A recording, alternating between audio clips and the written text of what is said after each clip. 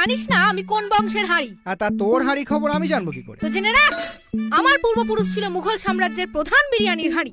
সম্রাট হুমায়ুন যখন রাজ্য হারিয়ে পারস্যে আশ্রয় নেয়, তখন পারস্য সম্রাট তাকে খাতির করে খাবার দাবার লাল কাপড়ে ঢেকে পরিবেশন করে।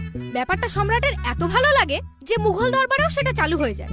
আর প্রথম যে হাঁড়িকে লাল কাপড় পরানো হয় সেই ছিল আমার দাদুর দাদুর দাদুর দাদুর দাদু। তারপর তো বংশানুক্রমে কেউ হয়েছে রসের হাঁড়ি, কেউ হয়েছে মিষ্টির হাঁড়ি, কেউ বা হয়েছে শখের শিল্পী হাঁড়ি, কেউ বা বাজানোর হাঁড়ি।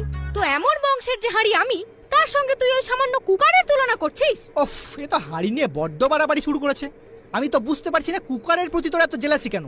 আমি তো তাওয়া, কড়া, সসপ্যান, ডেকচি সবাইকেই তাপ দিই। হ্যাঁ, কিন্তু সবাই তো আর তোকে দেখে নির্লজ্জ বাটির মতো সিটি মারে না। আরে ও ওইভাবে বাষ্প ছাড়ে।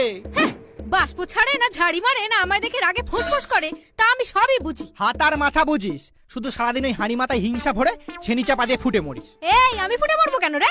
ফুটে মরবে তো ওই কুকার।